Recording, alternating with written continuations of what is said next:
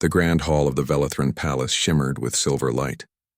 Tall crystal pillars reached toward a ceiling that looked like the night sky itself, filled with drifting stars. Hundreds of alien nobles stood in silence, watching their emperor rise from his throne. His skin glowed faintly blue, his eyes bright and cold. At his side stood Princess Arena, his youngest daughter. Her head was bowed, her long white hair covering most of her face.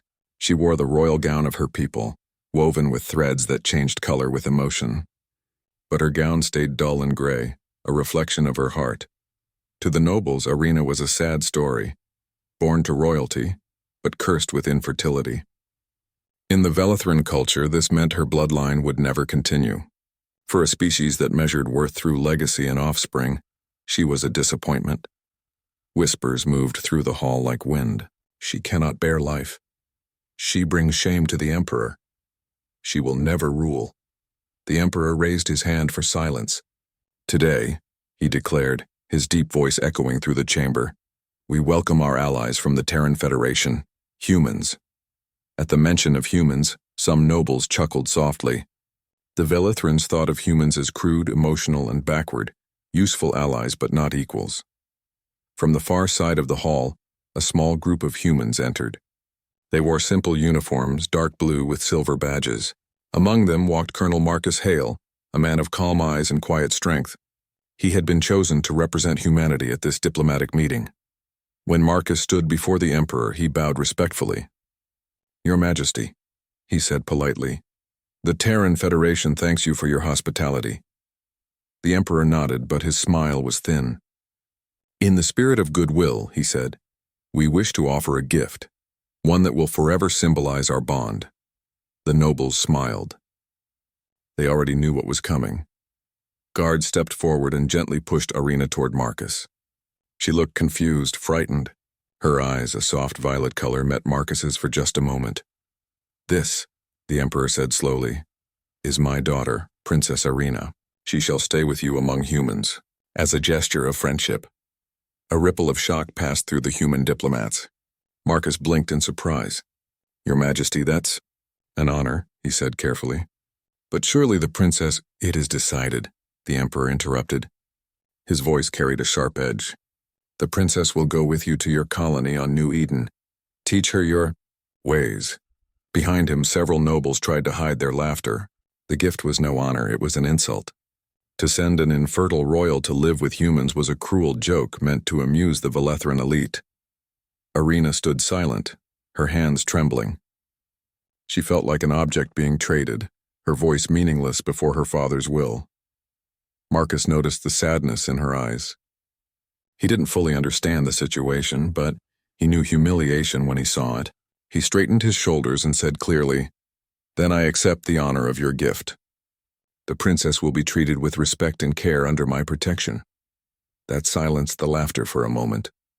The emperor nodded curtly. Very well. She leaves within the hour. As the humans turned to go, Arena followed quietly, her steps uncertain. She didn't look back at her father. He did not look at her either. The journey to New Eden Colony took several days through the void of space. Arena spent most of her time in silence, staring out of the ship's window at the endless stars. Marcus visited her often, trying to make conversation. We'll be landing soon, he said one day. New Eden isn't like your home world. It's simple, but it's beautiful. You might like it. She turned her eyes toward him, cautious. Why are you kind to me, human? She asked quietly. Because you're a person, he said, and I don't see why anyone should be treated as less than that. Arena frowned slightly.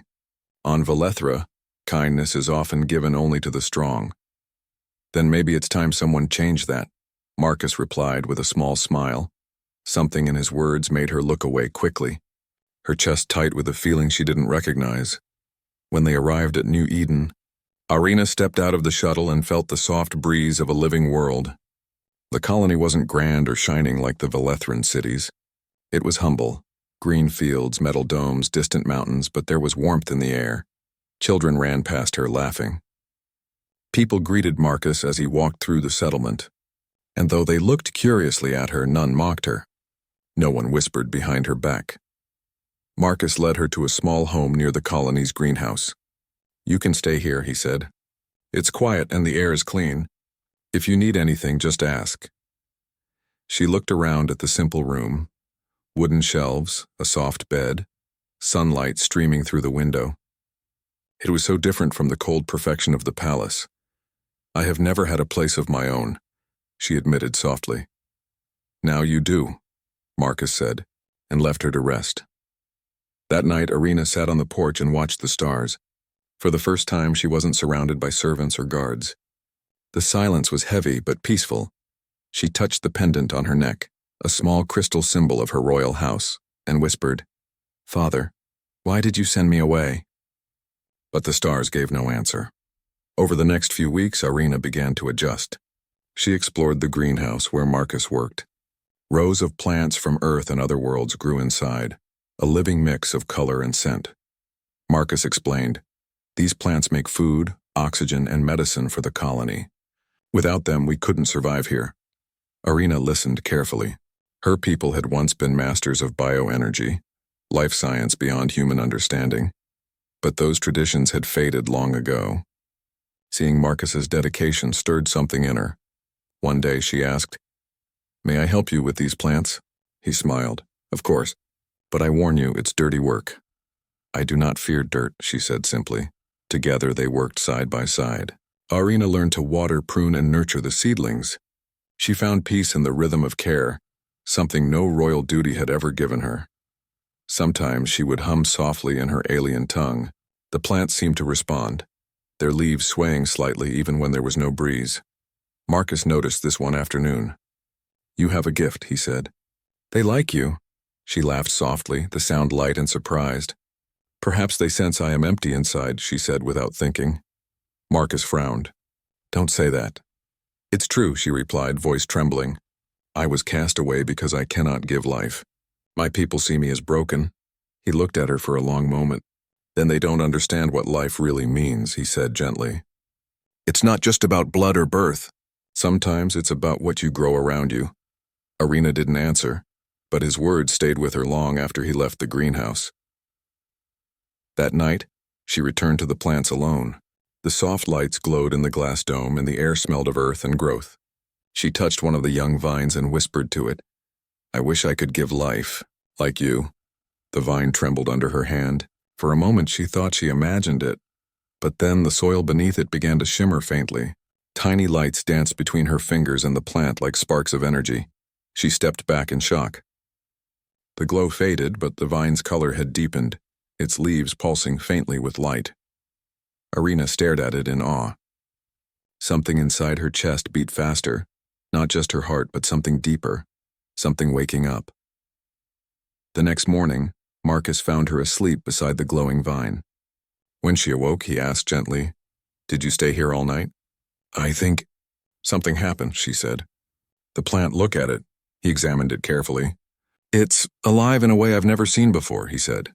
"Almost like it's connected to you." She shook her head, uncertain. "It cannot be. I am barren." Marcus smiled softly.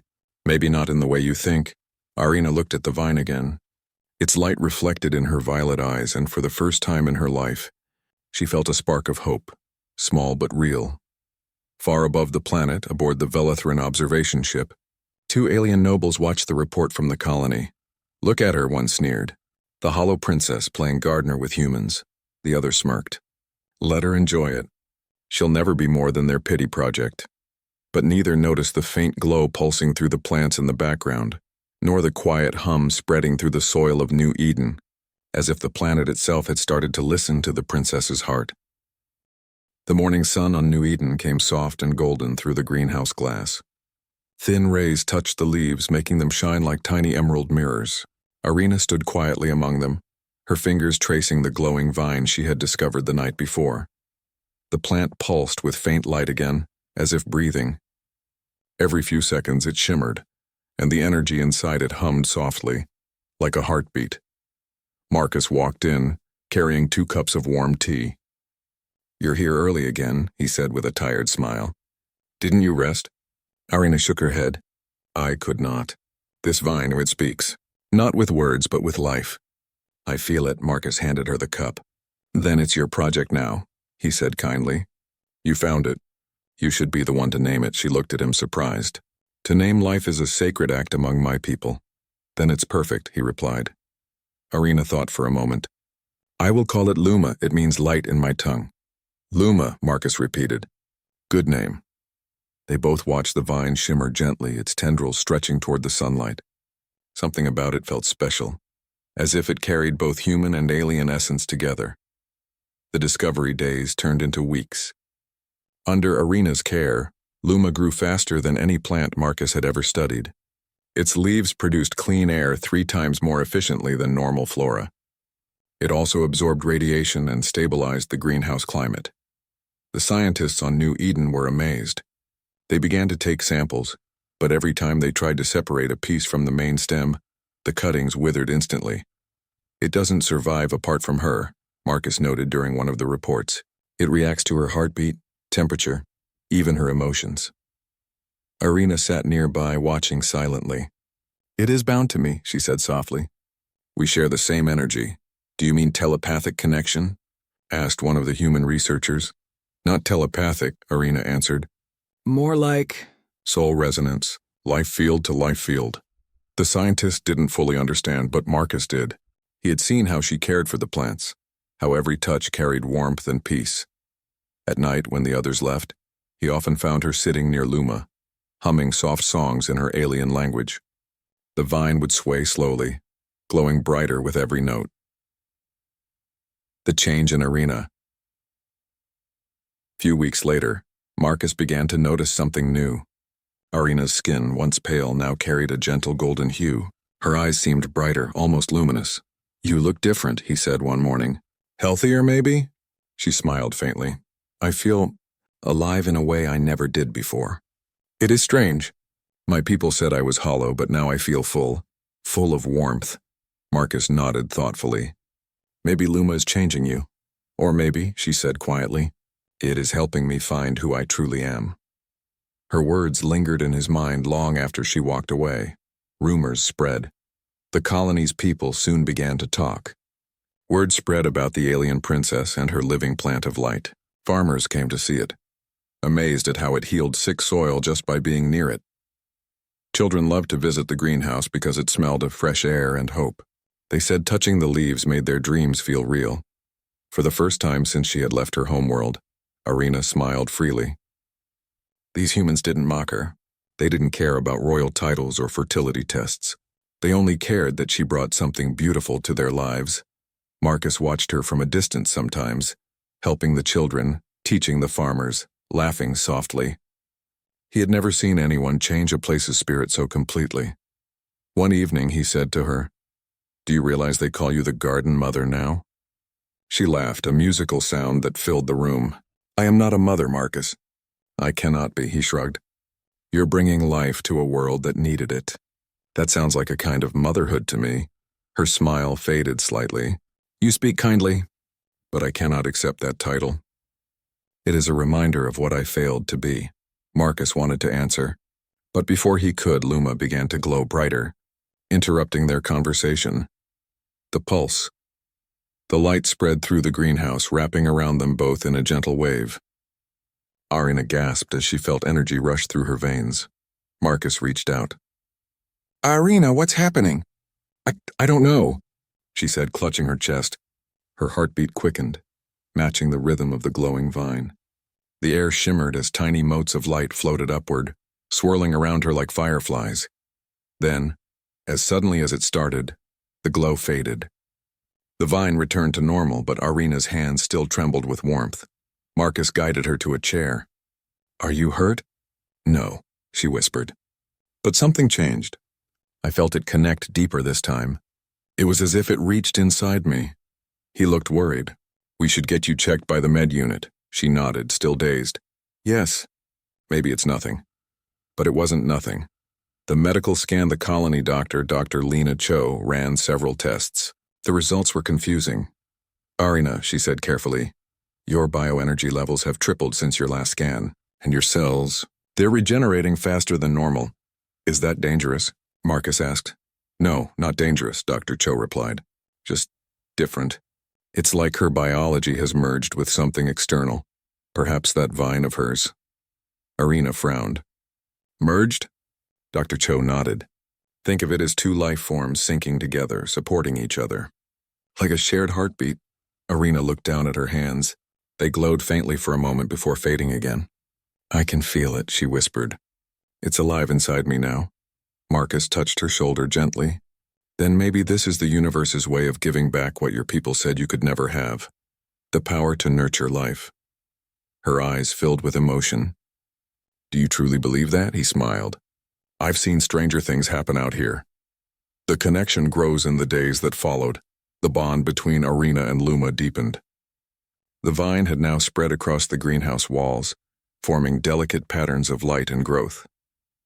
Birds built nests in its branches. Flowers opened whenever Arena entered the room. The human scientists studied it tirelessly, trying to understand the phenomenon. Every test confirmed the same thing. The plant's growth rate and energy output increased when Arena was near. Sometimes, Marcus could even see faint streams of light connecting her to the plant, like invisible threads of energy. He asked one day, "Do you control it?" She shook her head. No, it listens. I do not command it, I guide it as a mother guides a child. The word mother slipped from her tongue unconsciously. She froze, realizing what she had said. Marcus only smiled. Sounds like it's already calling you that. Arena turned away, hiding a shy smile that she couldn't quite suppress. A message from the stars high above New Eden. In the orbiting Velithran ship Infertile, two alien envoys watched the latest transmission from the colony. The human reports are true, one said. The princess has created some kind of hybrid organism. It is unnatural, the other sneered. She was supposed to be barren, not breeding with plants. Should we inform the Emperor? The first envoy hesitated. Not yet. Let us watch. Perhaps it will fail and she will return to us in shame. They ended the transmission, unaware that what they called failure was becoming the galaxy's first miracle. The night of light. That night, New Eden's sky glowed brighter than ever. A storm of luminous clouds gathered above the colony. The people stepped out of their homes, staring upward in awe. In the greenhouse, Arena felt a pull in her chest, a call from Luma. She ran to it, her hair flowing behind her. Marcus followed close behind. The vine was shaking, its light surging wildly. It's unstable! Marcus shouted over the hum. Arena touched the core stem and closed her eyes. No, it's awakening. Her body began to glow with the same energy. The entire greenhouse lit up as human and alien technology around them powered down, unable to handle the surge. Then, in a moment of perfect silence, Luma released a gentle pulse of light that spread across the colony, washing over every field, every tree, every home. The plants outside began to bloom instantly, flowers of every color covering the once dry ground. Marcus could only whisper, "You did this." Arena opened her eyes, tears shining. No, we did this. Humanity and Velithra together. The aftermath by dawn, the storm had faded, but New Eden looked transformed.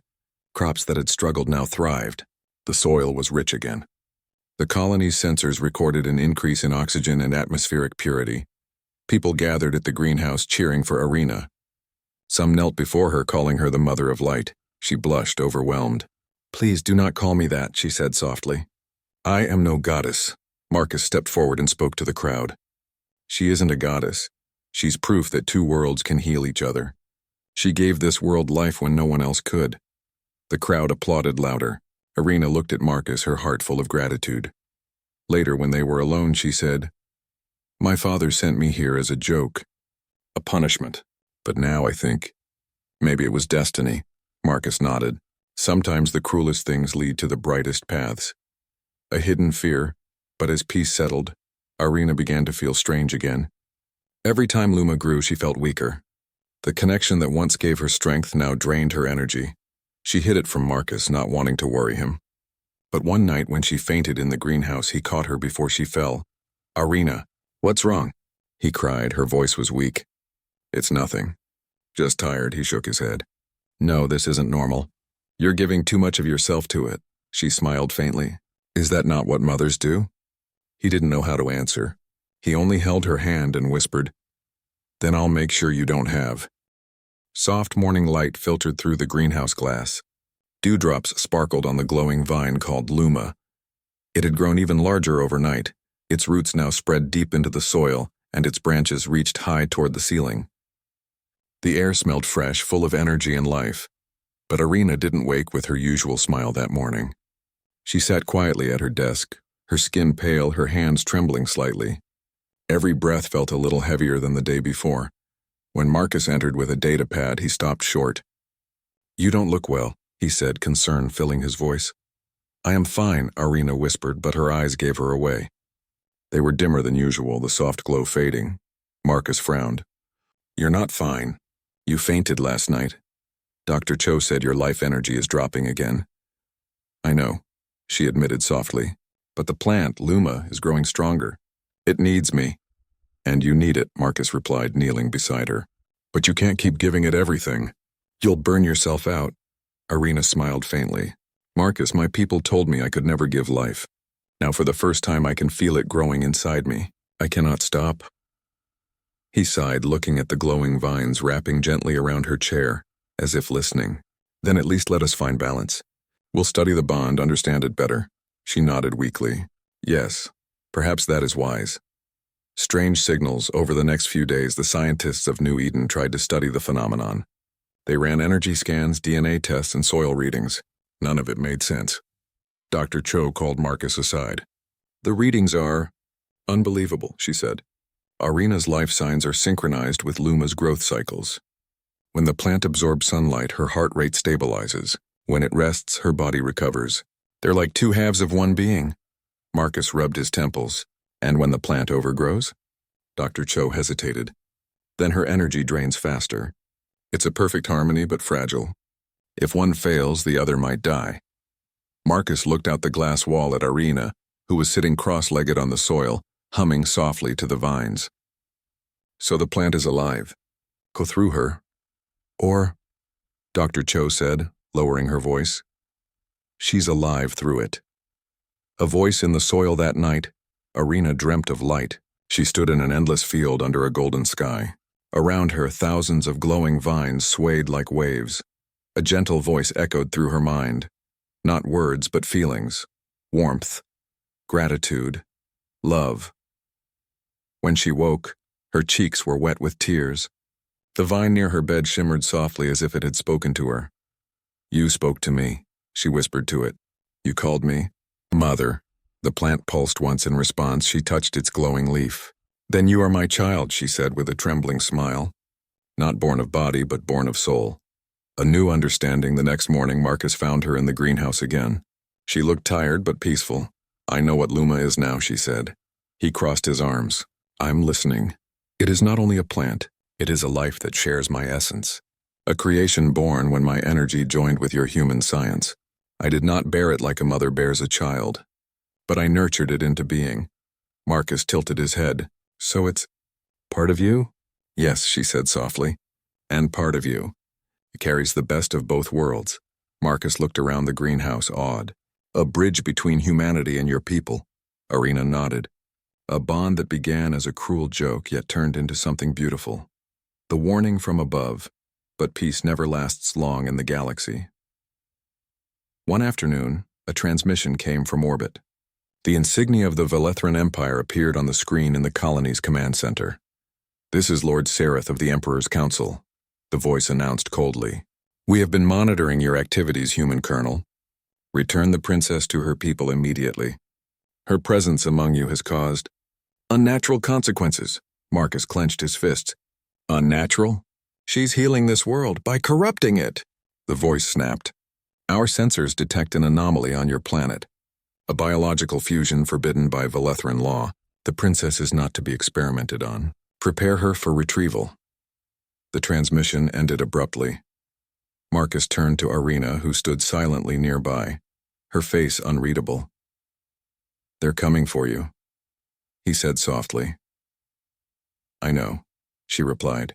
"They always come when they sense something they fear." A hard decision that night. The two of them sat outside the greenhouse under the starlit sky. Luma glowed faintly behind them, lighting the field like a living lantern.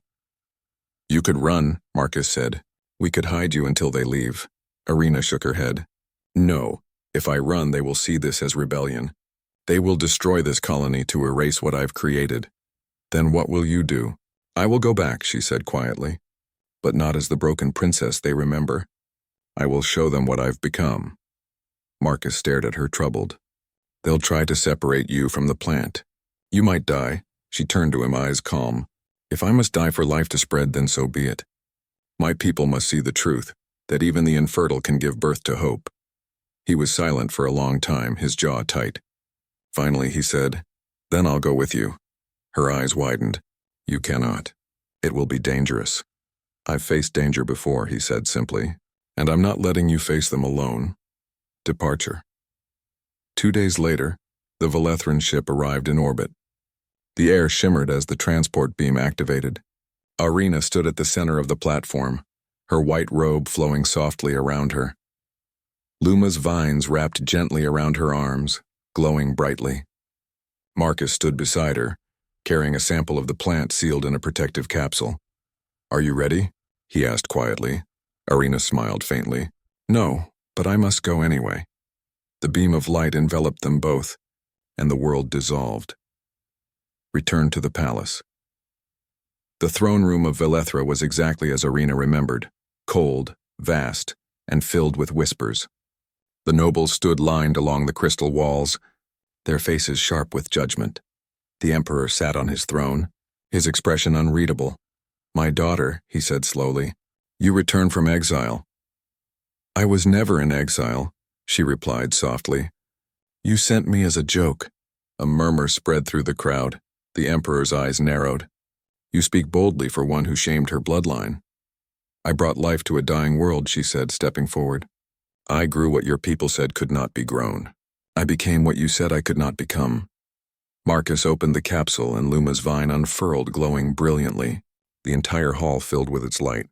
Gasps filled the air as the vines spread across the marble floor, blooming with radiant flowers that shimmered like stars. This is my proof, Arena said, her voice strong now. The humans showed me compassion, and from that compassion, life was born. The emperor rose from his throne. You created this?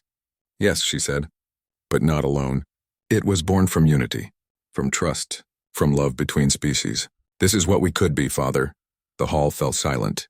Even the nobles who once mocked her stared in awe as the vines wrapped gently around the crystal pillars, turning the cold room into a living garden. The heart beat. But suddenly, Arena staggered. Her breath hitched. Marcus caught her before she fell. Arena, stay with me, he shouted. She smiled weakly. It's okay. It's time. No, he said, shaking his head. You can't. The bond was never meant to last forever, she whispered. The energy I gave to Luma, it's complete now. It doesn't need me anymore. The emperor rushed down the steps, kneeling beside her for the first time in his long reign. My child, I was wrong. Arena looked up at him, her eyes shining with tears. Then let what I've made remind you of what truly matters. Life, kindness, unity. Her body glowed with golden light as Luma's vines pulsed in rhythm with her heartbeat. The entire hall filled with a soft hum, the sound of two worlds connected. And then, the glow from her body flowed into the vines, spreading across the palace, out into the city, and into the sky. The light reached space itself, touching both Velethra and New Eden at once, linking the two planets through a bridge of living energy. The awakening, when the light faded, Arena lay still. For a moment, Marcus thought she was gone, but then her fingers twitched and she opened her eyes. I'm still here, she whispered, but different. Dr. Cho's distant voice came through Marcus's communicator. Colonel, you won't believe this. The energy readings from New Eden match Velethra's atmosphere exactly. The two planets are connected through the same biofield. Arena smiled faintly. The seed has grown. Marcus held her hand, speechless. The Emperor stood silently, looking at the flowers that now covered his throne. For the first time in his life, he bowed his head before his daughter. You have given life to two worlds. Forgive me, Arena, she nodded gently. Forgive yourself, Father. The universe does not punish weakness, it punishes cruelty. A new dawn weeks passed. The Velethran people began to study the miracle their princess had created. The once proud nobles now spoke her name with reverence. The Emperor declared her the mother of two worlds. Arena and Marcus returned to New Eden, where Luma's light now covered the planet. The colony thrived like never before. One evening, as they stood beneath the stars, Marcus said quietly, "You changed everything, Arena." She smiled softly. "No, Marcus, we did. Humanity gave me a place to heal. And through that kindness, I found life again." The wind rustled through the glowing vines, carrying her laughter into the night sky. Far away, in both worlds connected by her gift, children planted seeds from Luma's roots, tiny reminders that hope grows strongest where hearts meet, not where pride divides. The shuttle pierced through the quiet vacuum of space, heading back to Velithra. The vast expanse of stars stretched endlessly around Marcus and Arena, but neither of them spoke much. Words felt unnecessary. The bond between Arena and Luma hummed softly in the containment field Marcus carried. The glowing vines seemed alive even in the cold metal of the shuttle. Arena's violet eyes watched the stars outside the window, reflecting both wonder and resolve. "We're going back," Marcus said finally, breaking the silence. "You ready for what awaits?" Arena exhaled slowly. "I am ready, but not as the hollow princess they remember. I go back as someone who brings life, someone who teaches them that worth is not measured by what you can bear, but by what you can give," Marcus nodded. "Then let's show them." The arrival, the Velithran capital stretched beneath them like a frozen silver sea. The palace glimmered with towering spires and reflective crystal walls untouched by time or nature. But now Arena knew she could change the cold, rigid world that had once rejected her. When the shuttle landed, the royal guards approached. Their expressions were polite but wary. Arena stepped out, her white robe flowing with quiet elegance. Behind her, Marcus carried Luma's core vines in a protective container. A hush fell over the assembly as they recognized the princess. Whispers floated among the guards and minor nobles.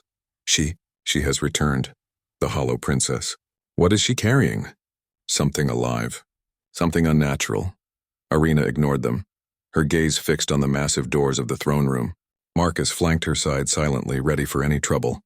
The throne room, the grand hall, seemed colder than she remembered. The crystal pillars reflected sharp light, and the noble's eyes were like blades. The emperor sat high on his throne, his face an unreadable mask. "My daughter," he said slowly, "you have returned from exile. Tell me why." "I was not in exile," Arena replied, her voice calm but strong. "You sent me away as a joke. But in leaving, I found my true purpose." The nobles tittered, a soft hum of disapproval. Arena ignored them, stepping forward. She held the container with Luma carefully. "You sent me because you thought I was useless," she said, her voice gaining strength with every word. "You judge me by a law that values only bloodlines, only fertility. I return to show you that life is more than that. Life is kindness. Life is creation. Life is nurturing what others cannot." The miracle unfolds. With careful hands, Arena opened the container. The vines of Luma unfurled slowly, glowing brighter than anyone had ever seen. The light spread through the throne room, touching the crystal walls and reflecting in the noble's eyes. Gasps echoed throughout the hall as the vines stretched and blossomed, flowers opening with colors no Velithran artist could recreate. They pulsed gently in sync with Arena's heartbeat. The emperor rose slowly from his throne, his eyes wide in shock. "You created this?" "Yes, father," she said. "But I did not create it alone. Humanity guided me. They taught me that life can grow even in barren soil, that it can flourish when given care and love. This is my gift. My proof." The vines reached the crystal pillars, wrapping gently around them, illuminating every corner of the throne room. Even the most skeptical nobles stared in awe, realizing that something truly extraordinary had occurred. A challenge of pride. A stern noble, Lord Kale, stepped forward. "Princess," he said sharply, "this creation defies our traditions. This is not natural. You have dishonored our laws and our empire." Arena turned to him calmly. "And yet it lives. It grows, it heals. It does what our people cannot achieve with arrogance or fear. You call it unnatural because it comes from compassion, not power. But true strength lies in nurturing, not dominating." A murmur spread through the hall. Even the emperor's advisors, who had long valued strict order, seemed unsure. Arena's eyes scanned the room. "I was given as a joke. You thought I was broken, and yet I returned to teach you that even the so-called broken can create miracles. Even the infertile can give life. The light from Luma pulsed gently at her words as if affirming them, the Emperor's realization. For the first time, the Emperor spoke with humility. Arena, I judged you wrongly. I measured your worth by what you could not give, not by what you could. Arena's eyes softened. It is not too late to change, Father. Do not measure life by bloodlines or titles. Measure it by the love you give, by the kindness you show, by the worlds you can help grow. The nobles, one by one, bowed their heads. Even Lord Kael's stern face softened as he watched the flowers bloom in the once cold throne room. Marcus whispered to Arena, "They're beginning to see you differently." She smiled faintly. "Not me. Luma. What we can create together is stronger than any title." The Proof of Life Arena stepped further into the hall, placing her hand on a flowering branch. A pulse of light surged outward, reaching the walls, the ceilings, and even the guards. "This is proof," she said. "Life can come from unity, not cruelty. Life can thrive even where it was thought impossible, and it begins with care, compassion, and love." The glow expanded until the entire hall was bathed in warm golden light. Even the Emperor's frozen heart seemed to soften under its warmth. He finally knelt before her. "You have given me a lesson I will never forget. I am proud of you, Arena, my daughter, the mother of life." Arena bowed her head slightly, tears in her eyes. "Thank you, Father. Now others may learn that power is not in what you take, but in what you nurture." Unity across worlds. The transformation didn't end with the palace. Word of Arena's miracle spread across Velethra. Scientists, farmers, and citizens came to see Luma's light. The vines began to bloom beyond the throne room, filling the palace gardens with flowers that glowed in patterns matching the stars above. Even the skeptical nobles could no longer deny it. Luma healed soils, purified water, and produced energy that sustained entire ecosystems. The humans sent from New Eden were welcomed as collaborators, their technology integrated with Velethran bioscience. Arena and Marcus worked together daily, teaching both humans and Velethrans the lessons she had learned. Care, patience, and the power of life nurtured. A personal triumph late one evening. Arena walked the palace gardens with Marcus. Luma's branches curled gently around the walkways, glowing softly in the moonlight. "You did it," Marcus said quietly. "You changed a whole empire." "I didn't do it alone," Arena replied. "I was given a chance, first by humans, then by you, Marcus. They thought me hollow, but all it took was love and care to awaken what was already inside me." He smiled. "You've become more than they ever imagined. More than even you imagined." She looked at the glowing flowers, their petals shimmering in the night. "Perhaps they will learn that even the smallest seed, given proper care, can grow into something extraordinary." Marcus took her hand gently. "And you are the gardener of worlds now." Arena laughed softly, the sound mingling with the whisper of the glowing vines. "Yes, a gardener. And a mother. Not of flesh, but of life. A new era begins. By dawn, the palace had been transformed. The frozen halls now thrummed with life. The gardens radiated energy, and citizens of all ranks witnessed the miracle firsthand. Arena stood at the top of the palace steps, looking out over Velethra. Luma pulsed gently at her side, a living reminder of the bond between worlds. The Emperor approached her once more. "You have shown me what true leadership is, my daughter. Not through birthright, but through creation and love." "I only did what I had to," Arena said softly. "What I was meant to do. What we were all meant to learn." Marcus joined her, and together they looked at the horizon. Two worlds, Velethra and New Eden, now linked not by politics but by life itself. The galaxy had witnessed a miracle. And it had begun with the so-called Hollow Princess, who returned not as a joke but as a mother of two worlds. The morning sun bathed the Velethran palace in a soft golden light. Flowers of Luma glimmered across the palace gardens, reflecting the miracle that had transformed the empire. Arena walked among them, her violet eyes shining with quiet pride. Every petal, every leaf, every soft pulse of light reminded her of the journey she had endured, from exile to motherhood of life itself. Marcus walked beside her, carrying a small sample of Luma's vine, now safely contained for study. "It's incredible," he said softly. "To think this all began as a prank, a cruel joke." Arena smiled faintly. "It was never meant to be a joke. It was a lesson waiting to happen. I only had to open my heart to it, and to humanity." A world-transformed Valethra was no longer a cold, rigid world. The palace walls, once crystal and lifeless, now pulsed softly with biolight.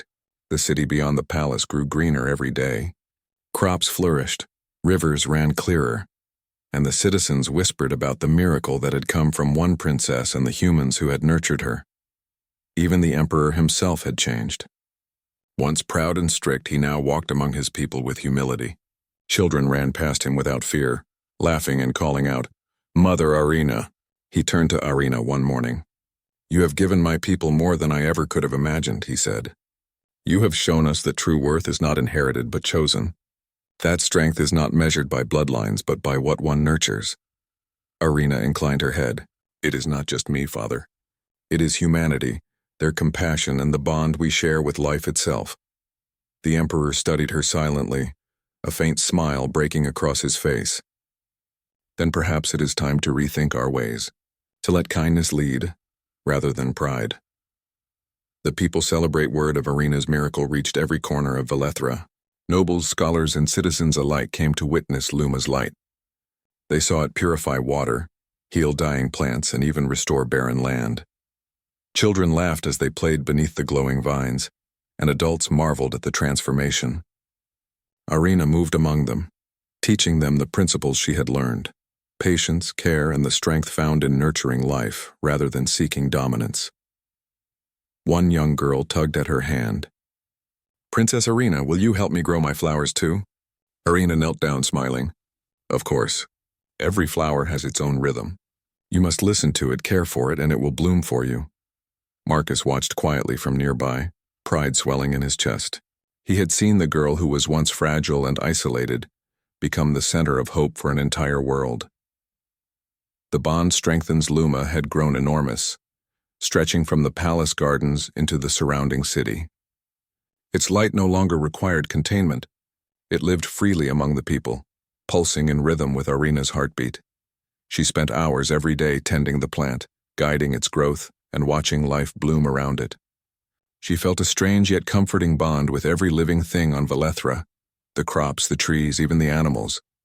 She realized that her connection with Luma had unlocked something inside her that had been dormant all her life: the ability to nurture and create life beyond herself. Marcus stood beside her one evening, watching the soft glow spread across the city. "Do you ever worry about what could happen if the bond fades?" he asked. Arena shook her head. "The bond will never fade. It is built on trust, care, and shared life. Even if I am gone one day, Luma will continue to grow. It will teach the people what I cannot say with words." Marcus smiled. "A mother of two worlds indeed." She laughed softly. "Yes, two worlds. New Eden and Valethra.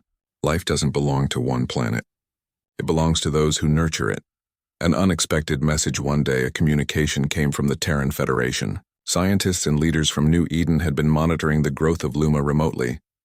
"Princess Arena," the message began, "your actions have not only transformed Valethra, but also provided new research into life creation and interspecies cooperation. Your work demonstrates that unity and compassion can achieve what no technology or army ever could." Arena read the message aloud to Marcus. "They're calling it a model for other colonies. A blueprint for life."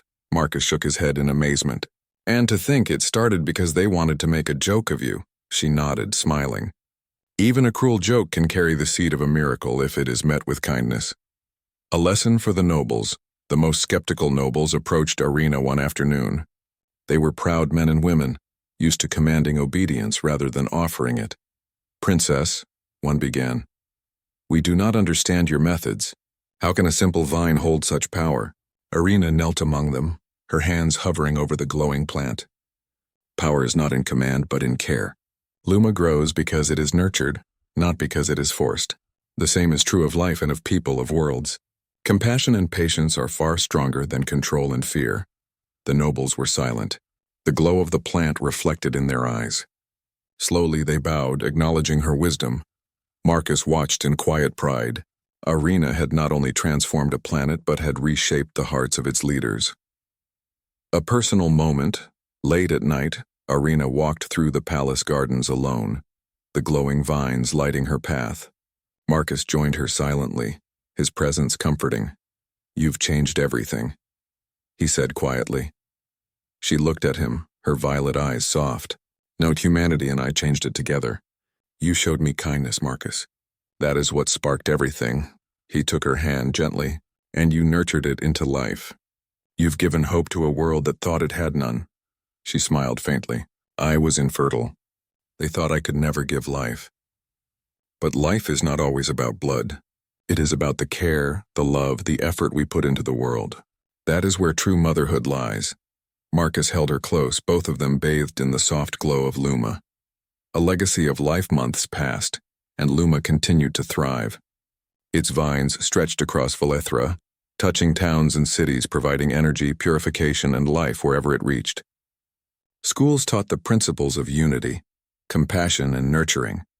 Inspired by Arena's bond with the plant, children grew up learning that even the smallest life could bring change, and that one individual, no matter how weak or dismissed, could spark miracles.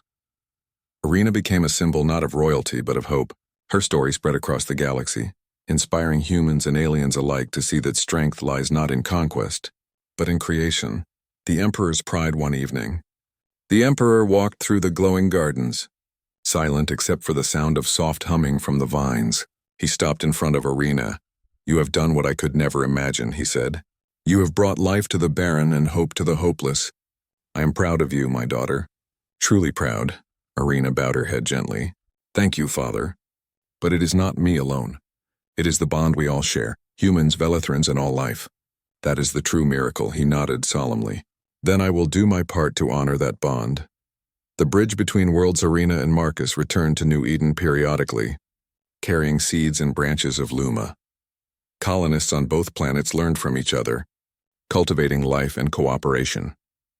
The bond between Valethra and New Eden became a living symbol of interspecies collaboration.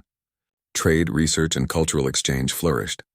Where once the galaxy saw superiority and pride, it now saw unity and hope, and Luma grew ever stronger, a constant reminder that life can thrive where love and care are given freely. A mother of two worlds years later, Arena stood at the palace balcony, looking out at the sprawling fields of glowing vines. Children laughed as they ran through the gardens, humans and Velethrans learning and playing together. Marcus stood beside her, holding her hand. "Do you ever miss your old life?" he asked quietly. Arena shook her head. "No, my old life was not real. My life began when I learned to care, when I learned to nurture, when I embraced life itself. I am not just a princess, I am a mother of two worlds." Marcus smiled, squeezing her hand gently, "And the galaxy will remember that forever."